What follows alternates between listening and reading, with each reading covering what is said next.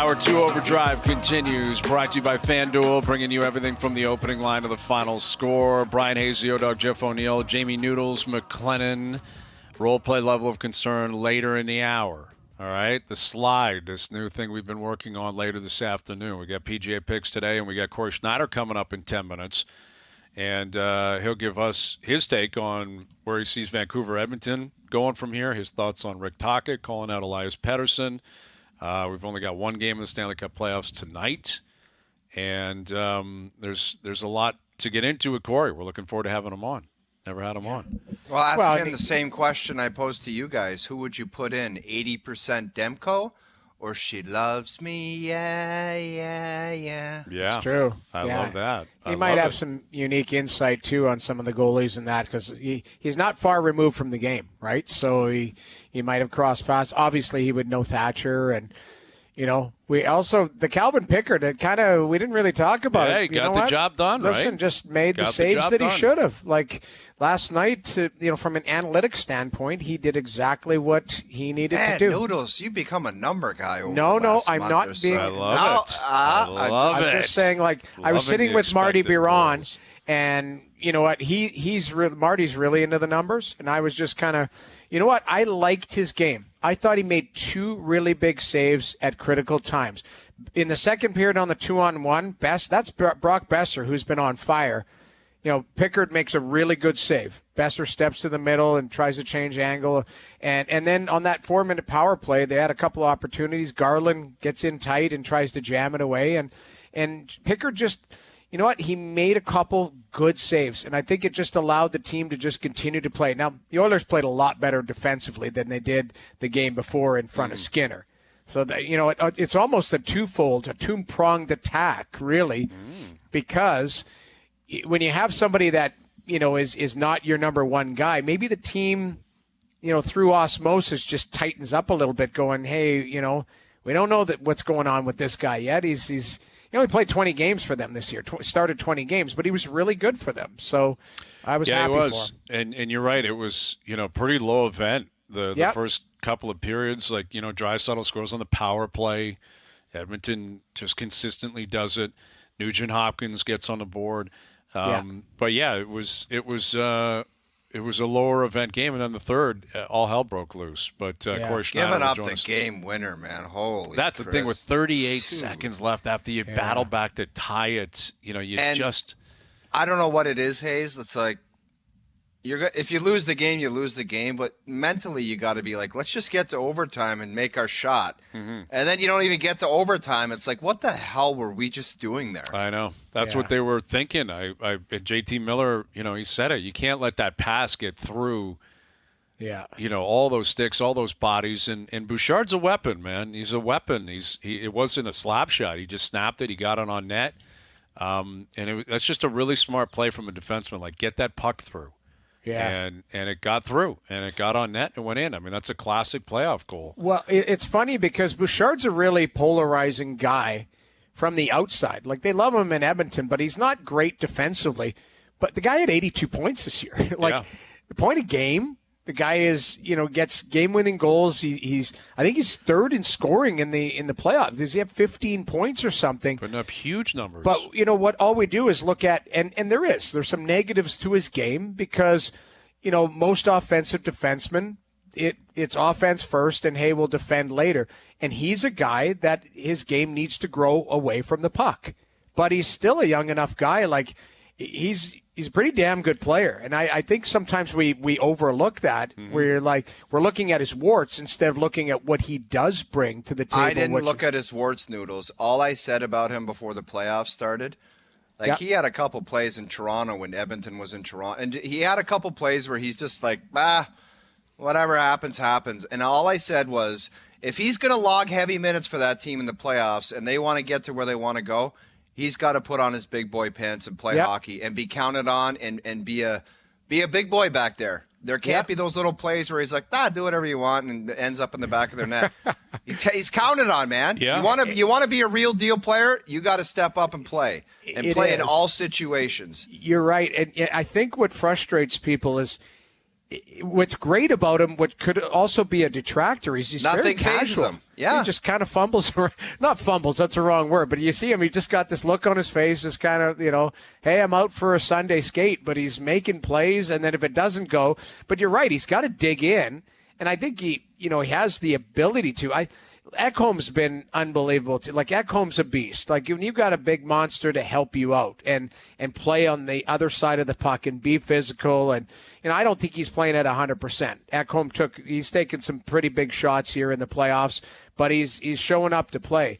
But he helps. Like, Ekholm's helped that defensive core on a lot of different fronts, and I think Bouchard, it's helped him grow up a little bit and become the player that we're seeing. But offensively, Absolutely. Man, he can get it done.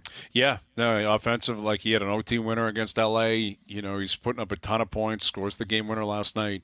Yeah. He's been really good. Cory Schneider in about 5 minutes. I want to play this Adam Oates clip. Yeah. So he was on with Cam Jansen and Andy Strickland on their podcast, was asked about, remember, on the bench, game 4, I believe it was, when Nylander and Marner and Matthews were going at it, and Marner threw his gloves. Here's what Adam Oates had to say about the whole situation, and particularly Mitch Marner's role in all this. Like when Nylander yelled at him. Well, Nylander, first of all, you don't play against everybody's best. You play against everybody's second best. Let's get that straight. Number 2, he was mad at Matthews for a bad turnover at the blue line. That's what he's mad at. And he's also mad and he threw his gloves. Why? Because he knows tomorrow in the paper they're going to blame him. Like, the power play was 1 for 20. If they're 5 for 20, they'd still be playing right now. And he'd have 3 more points, 4 more points. They wouldn't be complaining right now, would they? So therefore, now you look at the power play. Of course. Well, that's 2 units, 10 guys and 1 coach, right? And the head coach. So, like, it's never one guy. And I feel bad for him because he's in that market, right? That makes it very difficult. And then the winning goal, Pasternak's goal, they're blaming him.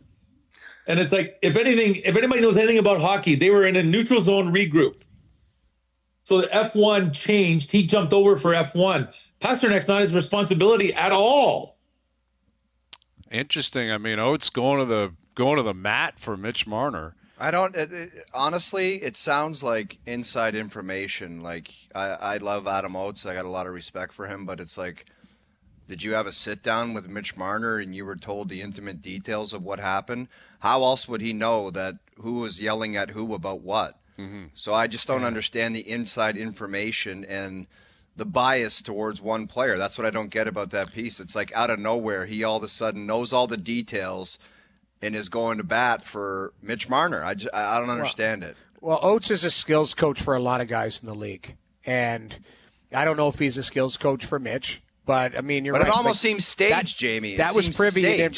Now, he's not wrong on the F1 regroup in that. It's just, you still, coming onto the ice, you've got to identify where people are. And what we've seen throughout the playoffs, no matter if somebody's skating by you, you get a piece of them or you get in their lane. Like, you can do that. That's the least you can do. And then you can pass them off to the next guy. There was 3 or 4 mistakes on that game-winning goal. It wasn't all on Mitch Marner.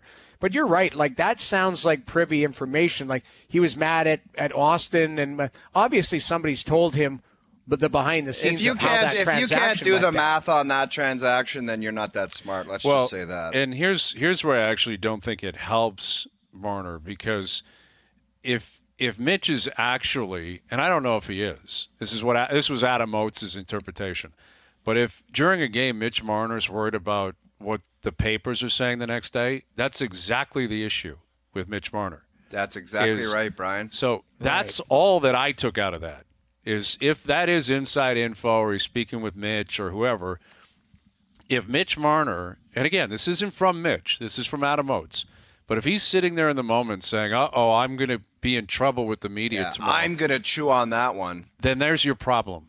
That's the issue. And that, I think, is a legitimate conversation that needs to be had from Brad Treliving, Brendan Shanahan, Mitch Marner. Can you handle the market? And I know it's your market. I know it's your hometown. But it's tough on them. You know, the contract is a part of it. The point production, Oates is not wrong in terms of it. It's not all Mitch, the power play. Not all Mitch. But he is a catalyst of the power play. He's a part of it. And he also, I believe, he's only scored like once in 57 playoff games played. I think he has 1 power play goal. like he personally has scored. He's obviously had assists over time. Right. But, I don't know who he was pissed at. I think he was obviously upset with something. Austin was upset with something. Willie did his thing. The idea that Willie, he plays second defense or second lines or whatever, that's not 100% accurate either. I mean, by the end of the year, it was Bertuzzi and Domi that were facing the heat with Matthews. Marner was on the second line. Right. Marner was also getting better matchups. But that's neither here nor there. What I took out of it is if that is, it's going to the mat for Mitch. And it could have been. And I don't know the relationship, or I don't know who he's got a relationship within the Marner camp. The idea that his interpretation of throwing the gloves was worried about the front page of the Sun the next day. Dude, what about a superstar player that makes $11 million a year needing that out there for clarification? Just be a man and move on. Like, what do you need? Like, you need that all cleared up so what? People think differently of you? It's just, I think that whole thing was nonsense, to be quite honest with you. Well, I would suggest, to gear up, because I'm assuming the Marner camp they're gonna be doing their work because they have to. I think it's in his best interest to just get out of town, disappear for a while, but at some point, they're gonna fight for their guy. They should. Yeah. I know I would. If I had an agent, PR, whatever, I'd be like, hey, you better get out there and try to turn the tide here a little bit. Now, ultimately, it's on him. He's the player. It's his career. What do you want to turn the tide for, Brian? You think that's going to change anything, ultimately, decision-making? If he wants to stay, he better start working. I mean, that's what I'm saying. Yeah. If he's up for leaving and he wants to leave, then whatever. So you think there's something he could – I know we got Cory on the line. You think there's something he can do PR-wise right now to change people's mind that he's going to stay? I don't know if that's possible. No, that's I hear you. I think it's still too raw. I think there's too much emotion. I think once the dust settles, then what you do is you get leaking out, hey, it wasn't just me, it was other guys, and I don't know if that's in his best interest either. Yeah. Or, hey, if I'm willing to stay, I'm willing to take less money than I'm currently making. That would go a long way. That will get some people on your side. I'll believe that when I see it, though. All right, you know him from playing in the NHL, obviously, in Vancouver and Jersey. We were at the draft in Jersey.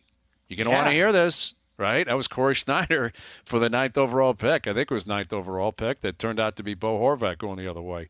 Now he's working with the NHL Network. Here is Cory Schneider joining us here on the Maple Toyota Hotline. How you doing, Cory?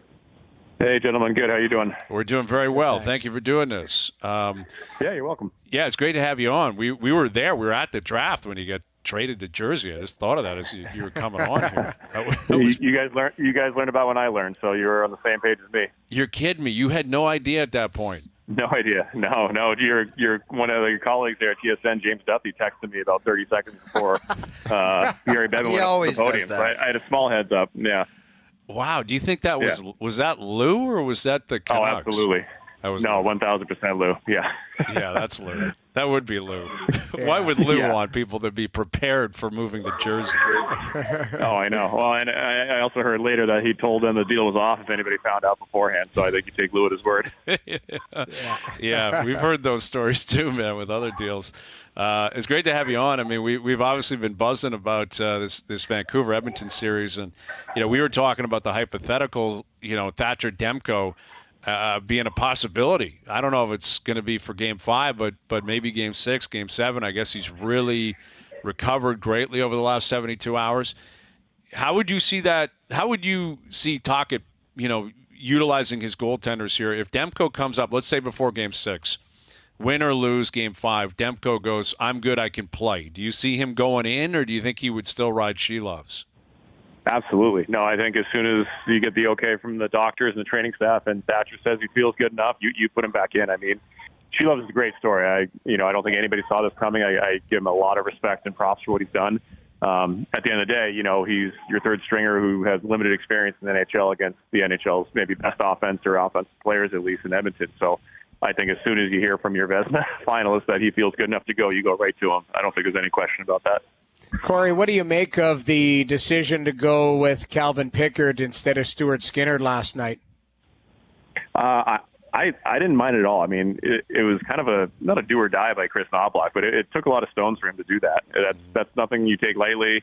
We were kind of saying on NHL Network, well, they don't really have another choice besides Stuart Skinner, so you have to go with him. But clearly, Knobloch thought otherwise, and he went to Calvin Pickard. And look, he did what he had to do. I thought Edmonton played really well defensively in front of him. They didn't give up a whole lot, but you still got to make the saves, Jamie. You know that. So I thought he did a great job in a pressure situation. So it was a gutsy call. And how long you ride him or go with him, I don't know. But you kind of worry about that later. I think he's got probably, I'm not going to say limitations, but he's, I believe, a career backup. So when do you make the assessment on when to pull the plug on, like, do you think there was any thought of saying, Skinner, okay, you're going in for the next game? Like, do you think that crossed anybody's mind? Like, that was your one game, Pickard, you did your thing. Thank you very much. Now we're going back to Skinner. That's a good question. I mean, maybe it's a conversation the coach had with Skinner, said, hey, look, you're struggling a little bit. We need a reset. I think the team will respond to Pickard. He's a good guy, so, good locker room guy. So let's see what happens, but be ready for Game 5 regardless, And I think if you do go back with Pickard in Game 5 on the road, you have a pretty quick hook. If things start going south quickly, I wouldn't be afraid if I was Knobloch to go back to Skinner because you kind of rode him down the stretch. He was great all year. He was fantastic after that rough start, and obviously he's having a tough time now at the wrong time, but he was the guy you hitched your wagon to. They didn't go out and get any goaltending depth outside of Pickard, so you're kind of riding or dying with him long term if you're going to win the Stanley Cup this year. So I think, if you do go back to Pickard, it's a quick hook and a short leash, and you go right back to Skinner. With Cory Schneider, Elias Pettersson has not been great in the playoffs. Rick Tocchet didn't like his game last night, effectively called him out. What's it like in the room in a team sport? I mean, there's obviously a class system. Everyone understands who the talent is, who's the star, who's making the money. What's it like, on an off day you show up at the rink knowing that, like, you got a guy like Pettersson who's a superstar that just hasn't shown up yet? How are the boys kind of reacting to a scenario like that? I think you all have each other's back. You know each other, pretty intimately, how hard everyone works, what they're capable of. So I think everyone's pulling for them. But at the end of the day, if you're going to go deep in the playoffs, you're going to go as far as your superstars take you. So, you signed the big ticket.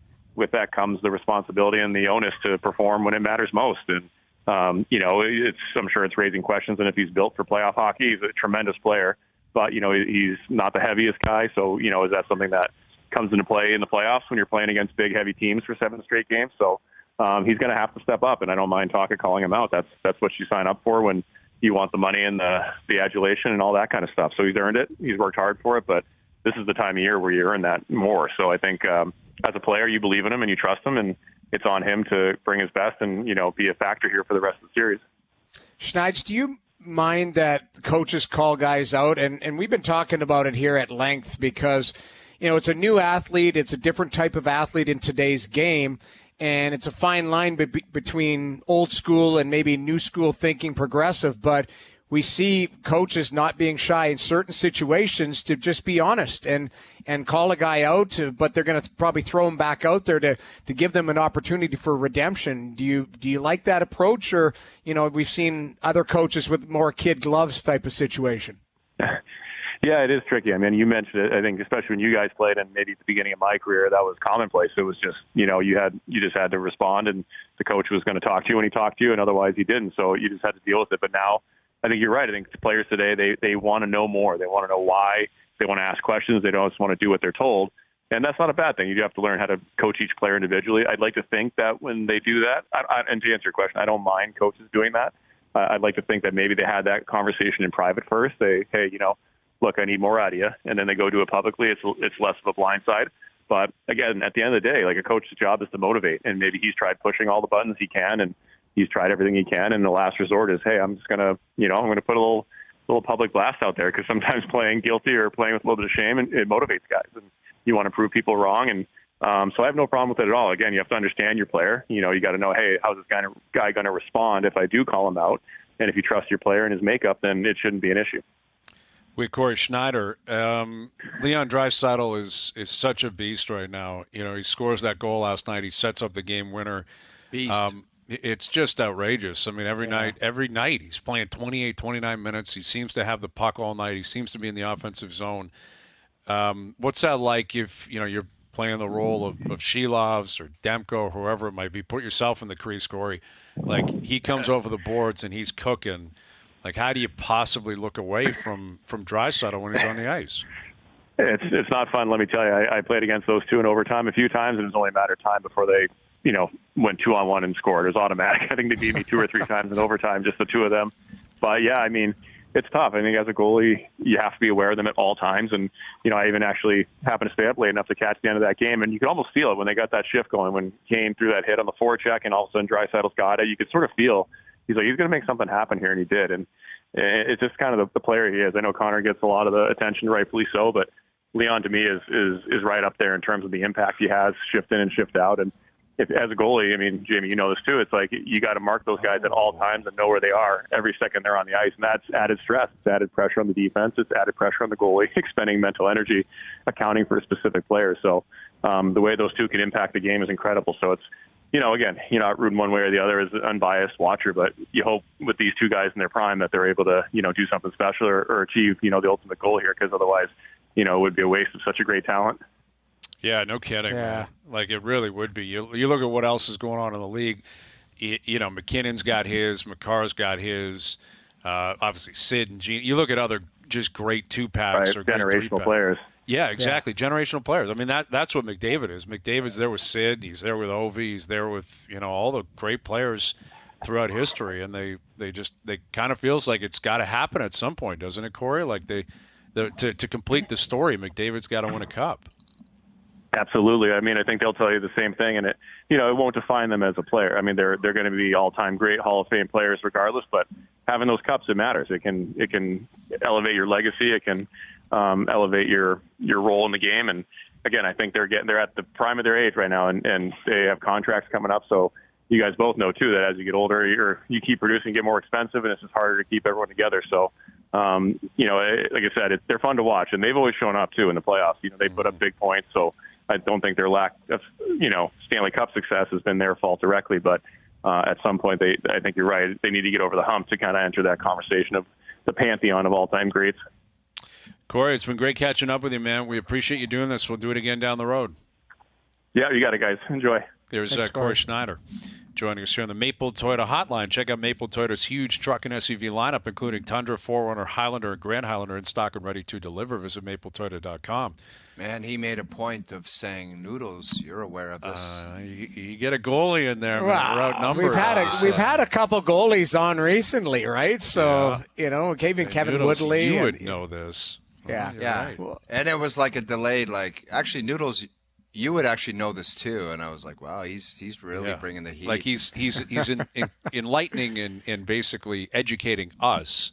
Yeah. But Noodles is excluded. You know what? I kind of chuckled. He's like, actually, I played against those two. Can you imagine? Because it would be scary. Like 3-on-3 would be terrifying. McDavid, terrifying. Yeah. It's like same thing. McKinnon, McCarr, like they come over on a 3-on-3. You're like, that's going to be an issue. Yeah, that's probably going to be an issue. What do you make? Like, you think Colorado's going to have something in the tank here? Like that's the one that I can't get my head wrapped around it. Like I think they have a response. I think they push the series, but I've been wrong on pretty much everything. It all depends on mentally if they've gotten over what happened with the Chushkin, because clearly it affected the mojo, and it's like, can they get over that? And I think with McKinnon at the helm and McCarr, they will. But on the other side, who knows if Dallas is going to take their foot off the gas? They might be like, we got these guys right now, and we're going to step on it right now, and we're going to put them in a real bad spot. Yeah, that would be very wise. Very wise. Very wise. Don't let them come alive. Because never, ever, ever. Yeah, I mean, talk to the Rangers about that. Talk to the Panthers about that. They all had a chance to close, and they didn't. And now you got teams that are good teams. Carolina's a good team. Boston's a good team. Colorado's a good team. You give them a chance at some life and going home. Pushes to a Game 7. It's a coin flip, man. The one thing I do like about tonight's game is because it's the only game, it's an 8:00 start. Yes. Right? Last night at 9:30 was doable. It's not great. Yeah. It's doable. The NBA game started at 10:40 something last night. That's in Denver, and the champs are they've made a statement, man. They went down 0-2, and they just said, no, thank you. Yeah. What did Jokic put up, 40? Jokic put up massive numbers. Yeah. Like, Rudy Gobert gets crushed. Defensive Player of the Year. He's just, he's a good player, really good defensive player. We all know the COVID stuff and him in Utah and touching the mic. And, like, the internet is wild when Jokic torches him because everyone buzzes about how that's the Defensive Player of the Year, and there's Jokic just putting on a clinic. Yeah. You can't stop that guy. Like, he's the best player in the NBA. He is so good. He brings it. He's a winner. Brothers are there, probably. The brothers are probably there terrorizing people. Just everything across the board. It's tough. It's tough sledding. Is he the most, like, I don't know how to describe him, unorthodox megastar you've ever come across, Hayes? Like, just the whole package. Like, there's pictures of that dude when he's 14, and people always tweet it out. They're like, if you ever put money on this guy being a 3-time MVP, like it's insane to pick. Yeah. That's it, man. Like, he doesn't, I don't know, look the parts, whatever you want to call it. And there's another dude coming up the pike. He's in college. He plays for, like, Indiana State, and he wears goggles. And this guy's like Kareem out there. It's a white dude, man. I swear to God. Have you seen that guy? Yes, I have. He's unreal, man. Doogie, we got to get some clips of this dude with the goggles at Indiana. He looks out of shape. He looks like a guy that goes and plays street ball, hungover, and he's just dialed in. Get some clips of this cat. Indiana State. Yes. His pick and roll game, his two-man high screen game. Dude, he looks like he can barely run. Like, he's just he's outrageous to put eyes on. The goggles, too, eh? Goggles usually do put it over the top. That's the amazing thing about Kareem is that Kareem wore the goggles, the knee pads. Like, his styles were brutal. And he just cooked people. Like, just cook people. But they showed up to play. That's what it was. Yeah, I mean, effectively, back in the day, it was, Kareem was just so much better than everyone else. He was so good. That's true. Yeah. Role play level of concern coming up. We've got Bob Weeks just after 6. We've got our PGA picks, the slide we're going to debut today. Tell you more about that, the details, and what we're talking about. Overdrive continues. TSN 1050 and on the TSN app. All right, role play level of concern brought to you by Boston Pizza, Canada's favorite sports bar. From tip-offs to tie bites and puck drops to pizza, BP's elite lineup of apps, wings, and ice cold beers always dialed in for game time. Hustle in your local BP tonight. All right, role play level of concern. You guys ready? We know ready to rock. Works. Ready to rock. Lots of players, people, scenarios, and levels of concern. Pine on the patio all the way up to Nick Cage. Oh, you're playing the role of Mitch Marner. Okay, now you have to be creative here, and you have to think outside the box, all right? These are hypotheticals. Mitch Marner, if you stay in Toronto long term, all right, what is your level of concern? You will not get a raise on your next deal. I don't know. Mitch, hello. Yeah, I went Fergie. I went Fergie there. Where are you, Mitchell? What is my concern that my next deal won't be a raise? Mm-hmm. If you're in Toronto. Well, first of all, I don't think it'll be in Toronto. So. Sure. But I think if he goes somewhere else, he's getting probably more money. He's probably getting at least the Nylander deal, I would guess. Yeah, but what if another team says, look, man, around here, this is what we want to pay you to be a part of this. What is he going to say? I'm offended by that? Like, if someone says you want $10 million a year for 8 years, he's going to say, no, thanks. Let's get serious here. It's a good question. I mean, let's say he's like, I want to go to Tampa. And they're like, all right, well, Kucherov and Point make 9.5, so we'll give you 9.5. Yeah. What is this guy? He can't hold a gun to a team's head and be like, you're giving me that. They'll be like, only the Leafs he does that for. The other teams are going to say, look, man, you got great regular season player, but you don't bring in the playoffs. Why do you deserve I don't know. My point is, why would he be offended by 9.5 or 10? Well, because he's lived. What is that offensive to him? It was with the Leafs. Making 11 right now. 6 years ago. Like, nobody who's coming up on free agency. If somebody wants to pay him 11, go ahead and do it. Go ahead and do it. Right. But that's my point. Like, okay, go ahead. You're Mitch Marner, though. Yeah, you're Mitch Marner. I'm going to argue with you after you make your point. So you're saying, obviously, you must have Nick Cage levels of concern. Play it then. Play it, JP. You can never ask me to stop drinking.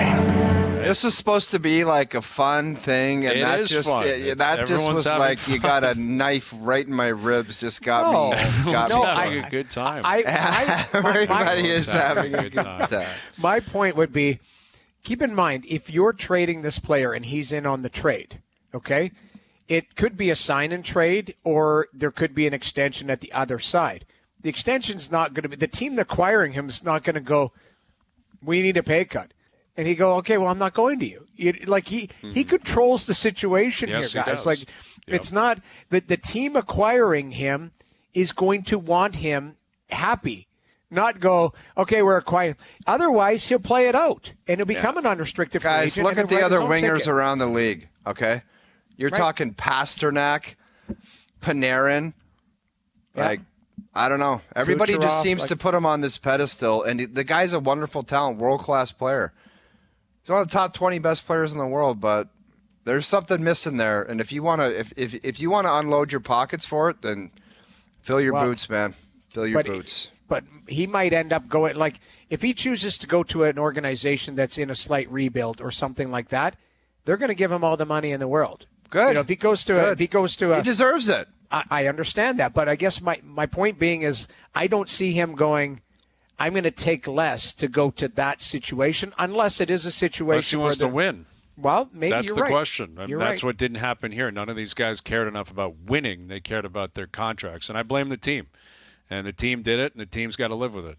All right, Noodles, fun times. We're continuing here. You're playing the role of Rick Everyone Tocchet. is having a good time. Everyone's having a good time. You're playing the role of Rick Tocchet. What's your level of concern? Elias Pettersson will not show up at any point during the playoffs. Oh, I'm Rick Bushwood. 6 Busch Light, 6 Bud Light, and I love them, tall boys. And throw a couple on there. I'm not cage leveled.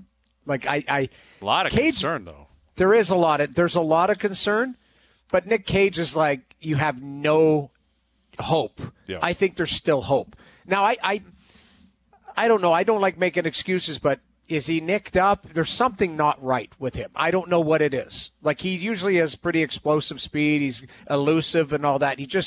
Maybe there's no ice out there and he's a light guy and he gets pushed around. I don't know what it is, but he just doesn't look right. But there is still opportunity for him. So, I mean, you're very concerned, but I'm not Nick Cage yet. Yeah, I'd be pretty high. I mean, ultimately, you might only have 2 games left. Right. So, maybe you got a lot more. Maybe you got 14 games left or something. But you might only have 2. I'm playing the Wolves. Pretty concerning, guys. Just a little follow-up. Pretty concerning that it hasn't shown up yet. They're 10 games in. Yeah. 10 games in. Yeah, and again, he's lucky. Like, the guy, Pettersson can – they're tied 2-2. They get through this round. People will be parading in the streets in Vancouver. He shows up for Game 5 and 6 and closes the deal here. No one will care about what happened prior to. That's the beauty of sports. You get more opportunities to change your reputation and get involved here. Yep. I'm playing the role of Stuart Skinner. Or what is my level of concern? I will not get back in net in Edmonton.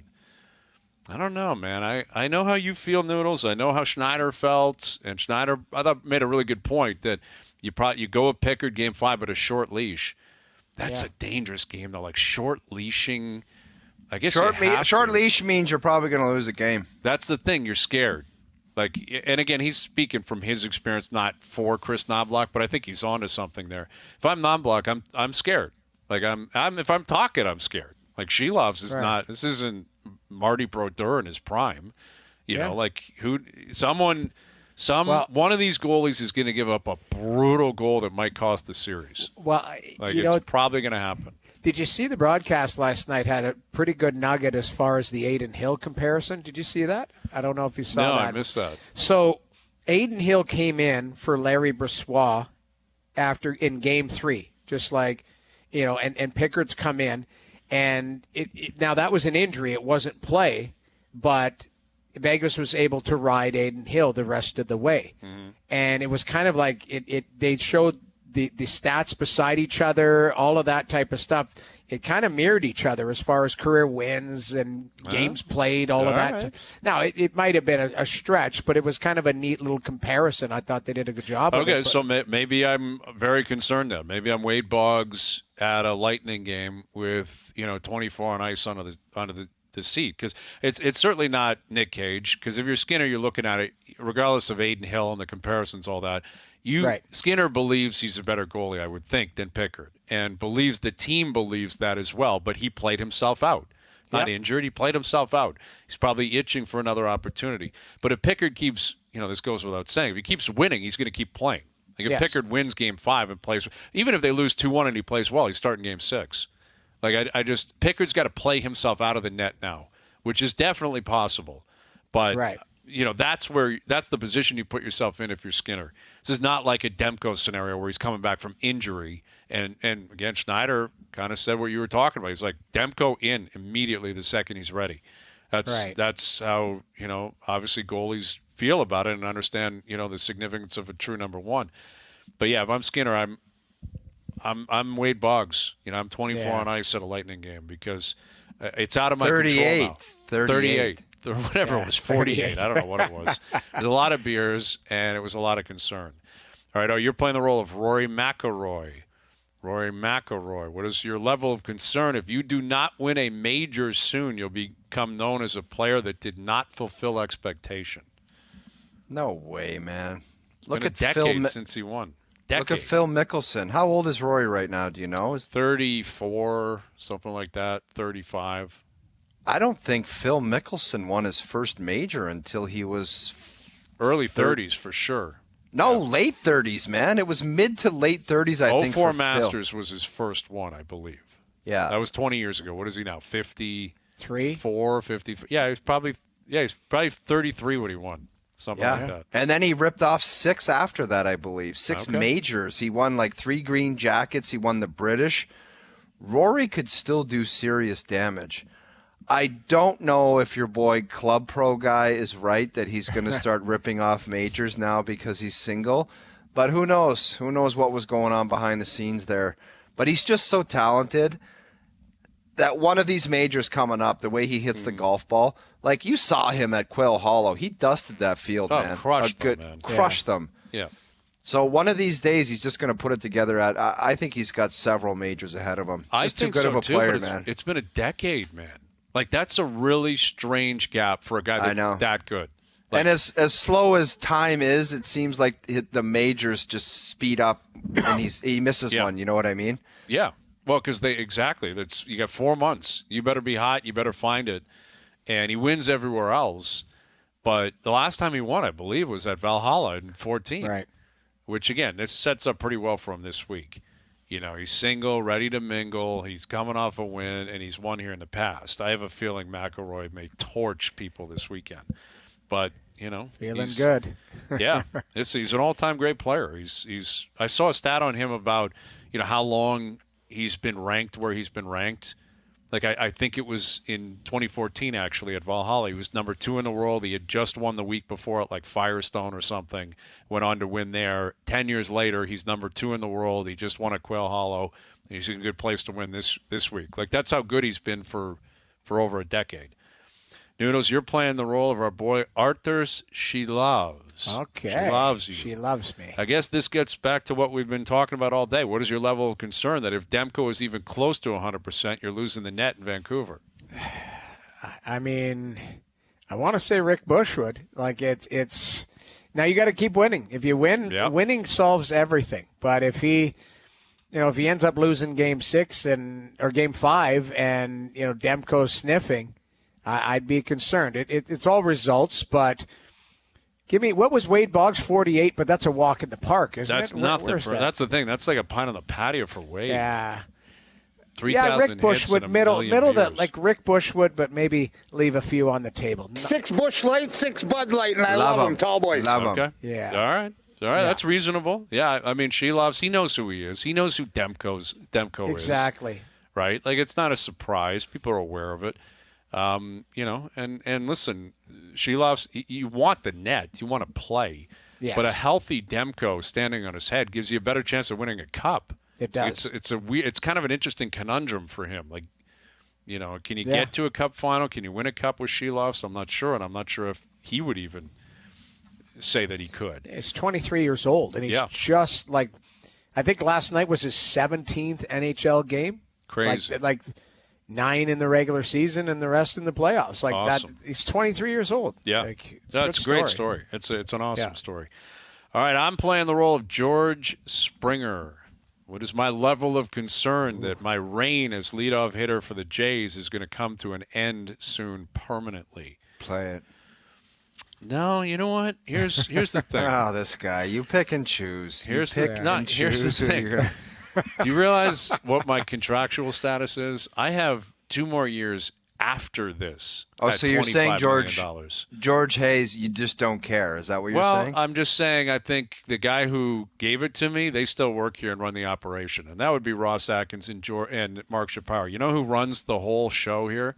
You know who tells John Schneider what he's going to do? Ross Atkins and Mark Shapiro. So I don't really care what John Schneider thinks. I don't really care what Donnie Baseball thinks. I don't care how brutal my statistics are. I'm George Springer. I was brought up here to lead off. I make a fortune, and the guys who paid me are still running the operation. So am I a pine on the patio? No, I'm not, because I'm brutal right now. Brutal. Yeah. Like he should not. George Springer, now I'm leaving the body and soul of George and speaking as an outsider, has no right to be leading off right now. He's a mess. He's a mess at the plate. He can't get on base, doesn't hit for power. Didn't have a great year last year. It's carried over. It's even worse this year. I think it's injuries, man. I think his body's broken. He's had so many injuries, and you just get to that point where things just don't work properly. Man. I hear you. And he's not a young guy. He's 34. I think he'll be 35 by the end of this year. But he's got term left.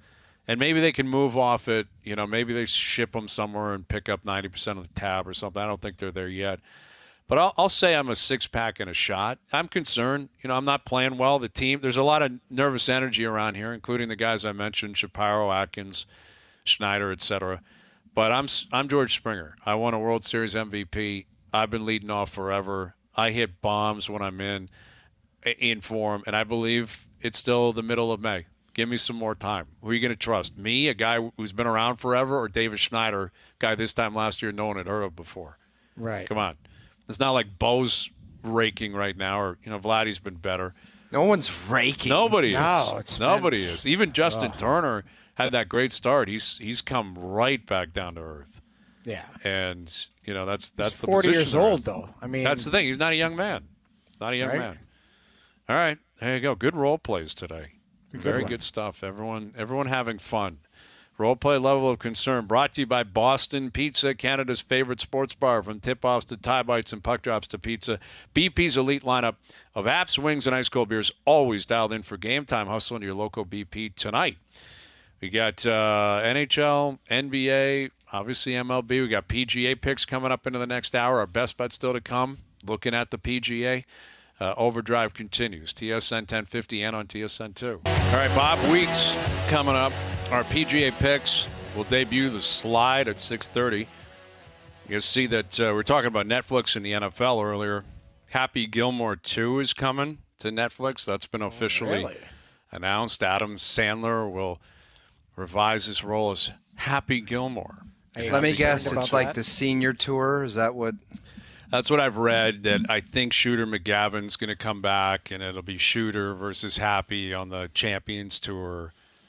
I don't know. That's a great movie. Like, the original really is a great movie. I get scared because of how bad Dumb and Dumber 2 was. Like, when you go iconic like that, and I was like, Dumb and Dumber, this is going to be so great. It might have been one of the worst things. And there was like a Dumb and Dumber or 2. Yeah, that was which awful. was the worst thing I've ever seen in my life. I'm like, this ruins the first one. It was so bad. Yeah, it was awful. Like with Jim Carrey and Jeff Daniels. Like they're too old even now to play though. those roles. But the Dumb and Dumberer one, they weren't in it. It was two other guys, and then there was Dumb and Dumber 2. And none of the jokes hit anymore. It sucked. It was awful. I was disappointed. It really was terrible because it just, like, to your point, you waited too long. Yeah. Like if you're going to do a sequel, it's got to be within like 3 or 4 years. Yeah. You can't wait 20 years. And like Happy Gilmore would have come out in the 90s probably. Yeah. I would think, right? It's been at least 20 years, 25 years. I think that's going to struggle too because it might. Nowadays too, the humor was different back then. Now you're gonna you've got to maneuver your way through what's acceptable and what's not. Is it though? Like, look at the Brady roast. Okay, that but there's ruthless. a lot of people. There's a lot of people that are like, don't want to watch it. Well, that's their problem. Took a shot at, and I listened to Brady on a podcast today saying that he regrets doing it because it affected his kids. He said he got crushed, man. Yeah, but Dude, why would you sign up for that? I get exactly. it, the money. But you're an idiot. Yeah. Like, what did Brady think was going to happen? Hey, no Tom, kidding. Deflategate, ha ha ha. Like, they roasted him. It was great. They go in thinking, how can I, like, damage this person? Yeah. Like, it is ruthless. Oh, there was a joke about the Taekwondo guy. Taekwondo. Yeah. Wild. That was Nikki Glaser. She said, basically, yeah, it wasn't good. That was a line for TB12 was not feeling that one. It was. I mean, she had some great lines. But again, the three of us, we weren't offended by it. There's lots of people who are like, no, that crossed the line, that crossed the line. So it can be divisive where I'm fine. I love Dave Chappelle. He's not for everybody, right? Chappelle even's like, I'm giving up because he's like, I take a run at this, and now all of a sudden I'm defending myself left and right. Where comedy should be just funny and everyone just take a chill and relax, But that's not if the you don't case like now. it, then don't watch it or don't. It's about humor. That's exactly right. It's about making people uncomfortable at times. Exactly. But yeah, you're right. I mean, and Adam Sandler. I love Sandler. I used to love him in the '90s and all that. And this came out in '96, the original. Yeah. He's been kind of mailing it in here for a while. Like, it's we'll throw something at the wall, make a fortune, move on. Yeah. Final hour coming up. Bob Weeks, our best bets brought to you by FanDuel. OverDrive continues. TSN 1050 and on TSN 2.